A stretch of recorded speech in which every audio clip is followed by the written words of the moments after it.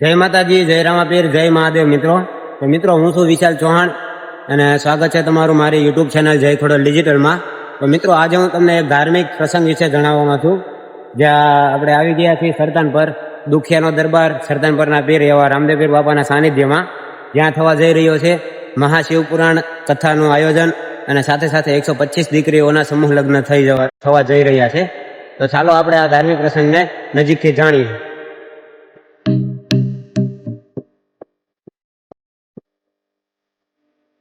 હું તમને એડ્રેસ જણાવી દઉં છું કે આ છે ભાવનગર તળાજા હાઈવે.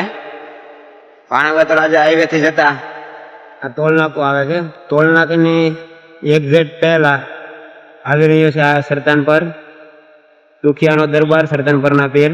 ચાલો હું તમને આ પ્રસંગ નજીકથી જણાવું. તો આપણે સરતાનપર ગામમાં પહોંચી ગયા છીએ અને ચાલો બતાવો તમને રામદેવ પીર બાપાના મંદિર જવાનો રસ્તો.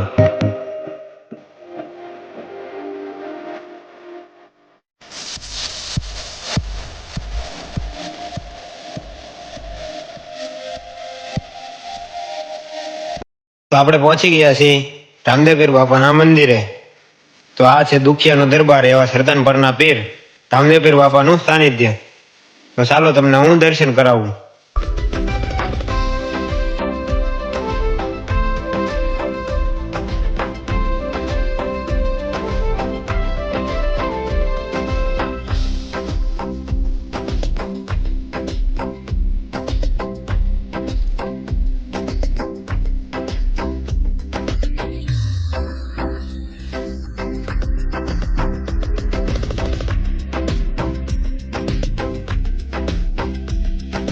તો આ છે મિત્રો રામદેવ પીર બાપાનું જૂનું સ્થાનક.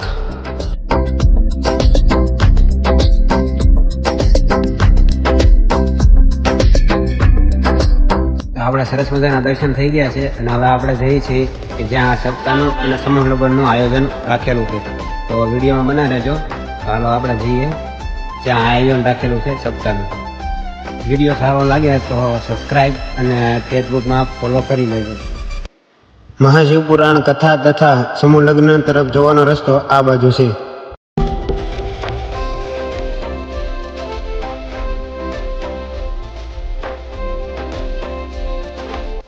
તો મિત્રો આપણે પહોંચી ગયા છીએ એ જગ્યાએ જ્યાં મહાશિવપુરાણની સપ્તાહ રાખેલી છે અને સમૂહ લગ્નનું આયોજન કરવામાં આવેલું છે. તો વિડીયોમાં બના રહેજો અને તમને હું બધી જગ્યા અને બધું જ આયોજન જોવા માટે.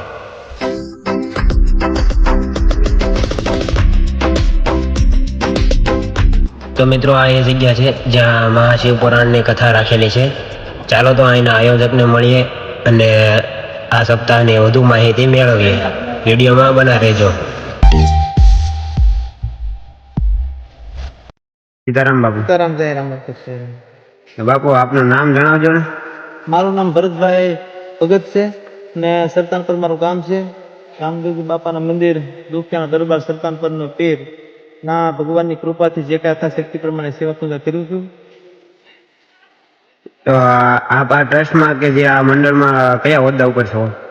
આ ટ્રસ્ટમાં અમે ટ્રસ્ટ તો નથી પણ સરતાનપર ગામ સમસ્ત અને રામદેવ પીર મિત્ર મંડળ છે એમાં પ્રમુખ તરીકે મને પદ આપેલું છે. અહીંયા આપણે જે કાર્યક્રમ છે એ શું કાર્યક્રમ છે અને કેટલા દિવસનું છે? હા, આપણે અહીંયા સરતાનપર ગામ સમસ્ત અને રામદેવ પીર મિત્ર મંડળ આયોજિત જે આપણે મહાશિવપુરાણ એમના વક્તા શ્રી બાપજી શ્રી શિપ્રાગીરી બાપજી પધારી છે અને 125 દીકરીના સમૂહ લગ્ન છે. બીજું 51 કુંડી યજ્ઞ છે અને બાળકો માટે ને બધા માટે મનોરંજન માટે આનંદ મેળાનું આયોજન કરેલું છે. અને રાત્રિના પ્રોગ્રામમાં જે આપણે તારીખ 4 ચોથો મહિનો અને શનિવારના દિવસે ડાક ડમરૂનો પ્રોગ્રામ રાખેલો છે. તેમના કલાકાર અરવિંદભાઈ રાવલદેવ છે. બીજું કે આપણે 125 દીકરીના જે સમૂહ લગ્ન છે તેના સમૂહ લગ્ન નિમિત્તે આપણે રાસ ગરબાનું આયોજન કરેલું છે. રાત્રિના સમયે આપણે લગ્ન રાખેલા છે અને હા, રાત્રિના સમયે લગ્ન રાખેલા છે. 125 દીકરીની જાન આવવાની છે અને તે આપણે એની અંદર જે પ્રોગ્રામ રાખેલો છે તેમના કલાકાર હંસાબેન ભરવાડ છે, અજયભાઈ મેવાડા છે અને એનો સ્ટાફ સાથે આપણે ઓર્કેસ્ટ્રા પ્રોગ્રામ રાખેલો છે. પછી લગ્ન પૂરા થાય એટલે તારીખ 6 ચોથો મહિનો અને સોમવારે રામદેવજી બાપાનું જીવન ચરિત્ર સમાધિ આખ્યાન 5 દિવસનું સમાધિ આખ્યાન રાખેલું છે અને આખ્યાન 5 દિવસ પૂરું થાય એટલે આ કથાની પૂર્ણાવતી છે. તો આ જે આવડો મોટો આ કાર્યક્રમ રાખ્યા છો તો એનો કોઈ મુખ્ય હેતુ છે? મુખ્ય હેતુ તો એ માટે છે કે આપણે જે શિવ છે 151 દીકરી સમૂહ લગ્ન માટેનો હેતુ. 125 દીકરી જે છે એના સમૂહ લગ્ન માટે અને જે બાપજીના મુખેથી જે શિવ કથા સાંભળવી એ આપણે જીવનમાં એક અમૂલ્ય લાવો ગણાય છે. તો એ પહેલા પણ એક બાપજી અહીં કથા આપણે કરી ગયા રામકથા, અને બીજી આ શિવ કથા છે તે આપણા સરતાનપર ગામને એવો ઉપદેશ આપે છે કે શિવ અને માં ઉમા તે હું છે. જો આમાં બધું આપણે આવશે શિવનું બધું જે કઈ કથા છે તે તમામ બાપજી એના મુખેથી સંભળાવશે. અને સરતાનપર ગામને આપણે એવું કહેવા માંગીએ છીએ કે આપણા ગામમાં જો આવું આયોજન થઈ રહ્યું, શિવ કથા થઈ રહી છે, તો બધાને આપણે એનું રસપાન કરવો જોઈએ. તો આ જે સમૂહ લગ્ન છે એમાં કેટલા દંપતીઓ જોડાયેલા છે? સમૂહ લગ્નમાં આપણે 125 દંપતી છે અને 125 દીકરીઓને આપણે અહીંયા સમૂહ લગ્ન છે, જેમાં જે આપણે મા બાપ ન હોય, કોઈ પરિસ્થિતિ ન હોય, એના આપણે કોઈ પૈસા લીધા કે એવું કઈ છે નહીં. બધા એમાં ફ્રી ઓફમાં લગ્ન કરવાના છે. તો સમાજ માટે આ પ્રકારના છે સમૂહ લગ્ન કરવામાં આવે છે તો એ કેટલા ઉપયોગી હોય છે? એમાં એવું છે ભાઈ, સમૂહ લગ્ન એક એવું છે કે કોઈ નાનો માણસ હોય અને કોઈની પરિસ્થિતિ નબળી હોય, દીકરી આપણે પરણાવવા લાયક થઈ હોય, તો જો કે આવા સમૂહ લગ્ન થતા હોય, ઘણી જગ્યાએ સમૂહ લગ્ન થાય છે. સમૂહ લગ્ન થતા હોય એમાં એક સાથે આપણે બધો ખર્ચ થતો હોય એટલે બધાને ખર્ચ ઓછો થાય એટલે માણસને, જે માણસ નથી પોગતો એને ખર્ચમાં ઘટાડો થાય અને એની દીકરીના ધામધૂમથી લગ્ન થાય. એટલા માટે આ સમૂહ લગ્નનું આયોજન કરવામાં આવે છે. તો જે દંપતીઓને અહીંથી શું શું સુવિધાઓ મળવાની છે? દંપતીને જે આપણે દીકરીઓ છે એને આપણે કપડાથી માંડીને બધો કરિયાવર, આણું, પછી કન્યાદાન માટે અન્ય જે કઈ ઘરેણું નક્કી મંડળે કરેલું હોય, ગામે નક્કી એ આપવાનું છે. બધાને આણું જે કઈ આખું ઘર વકરી આવે તે તમામ આણું આપવાનું છે, કપડા આપવાના છે. અને દીકરી પરણાવ આવે એટલે આપણે જે કઈ પૂંજાપો, સોફા, જે કઈ જોવે તમામ વસ્તુ બધી અહીંથી આપવામાં આવશે. આ આયોજન માટે કેટલા દિવસથી તૈયારી ચાલે છે? આ આયોજન માટે તો આમ તો આપણે 11 મહિના થઈ ગયા.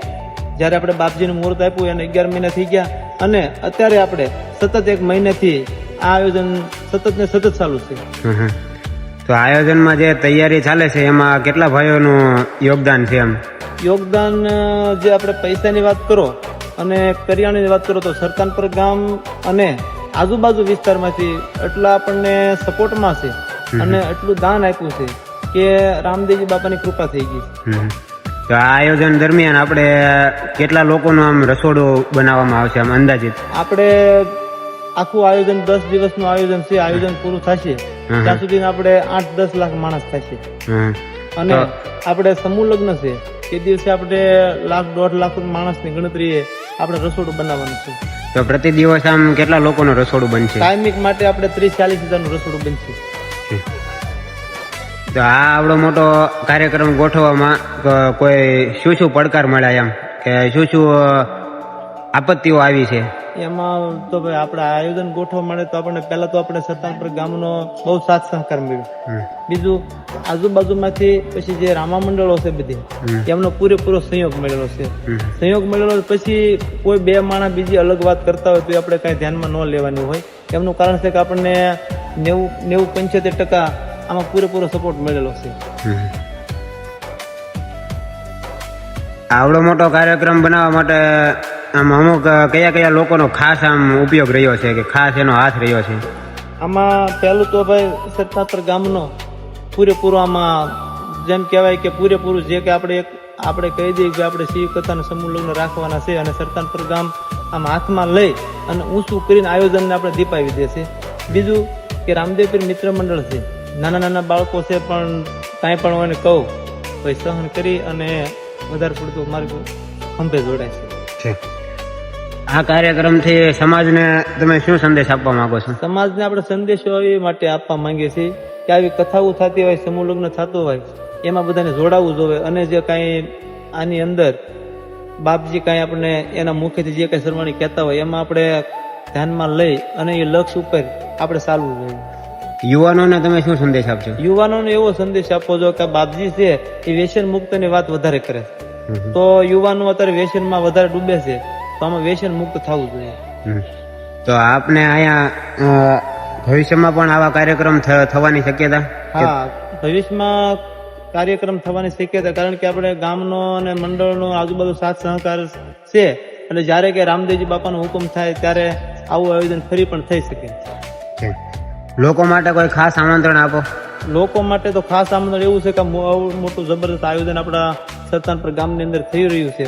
તો હું બધાને અહીંથી આપણે સરતાનપર ગામ અને રામદેવપીર મિત્ર મંડળ વતી ખાસ આમંત્રણ આપું છું કે તારીખ સાથે જરૂરથી આમંત્રણમાં પધારવાનું છે અને સાથ સહકાર આપવાનો છે.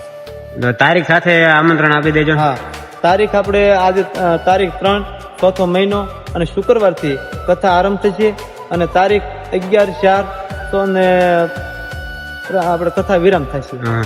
તો કથા દરમિયાન જે કાર્યક્રમો છે એમની તારીખ? રાત્રિના પ્રોગ્રામ આપણે વધારે છે અને બાકી તો પછી બાપજી કહે એ પ્રમાણે આપણે કથામાં જે પ્રસંગો આવતા છે ધામધૂમથી ઉજવવાના છે. તો આપણે જે 5 દિવસનું આખ્યાન રાખેલું છે તો એની તારીખ જણાવી દેજો ને. આપણે જે 5 દિવસ સમાધિ આખ્યાન છે તેની તારીખ આપણે 6 તારીખ ચોથો મહિનો અને સોમવારથી આપણે આખ્યાન શરૂ થશે. તો જે કોઈ લોકોને આપણે મદદ કરવા માંગે છે તો એ કયા માધ્યમથી કઈ રીતે મદદ કરી શકે? જો જે કોઈ આયોજનમાં જે કોઈ સહભાગી બનવા માંગતું અથવા તો કોઈ આપણે દીકરીઓના લગ્ન છે એમાં કોઈ વસ્તુ દેવા માંગતા હોય તો એને આપણે મારો નંબર આપેલો છે, એમાંથી સ્કેન કરીને પણ મદદ કરી શકે અને હરૂભરૂ આવી પણ મદદ કરી શકે. ઓકે, ધન્યવાદ. તો આજે માટે બસ એટલું છે. જો આ વિડીયો તમને સારો લાગ્યો હોય તો આ વિડીયોમાં લાઈક, શેર અને નાનકડી એવી કોમેન્ટ કરી દેજો કે વિડીયો તમને કેવો લાગ્યો છે. જો તમને આવા વધારે વિડીયો જોવા માટે મારી ચેનલને સબસ્ક્રાઈબ અવશ્ય કરી લેજો. જય માતાજી.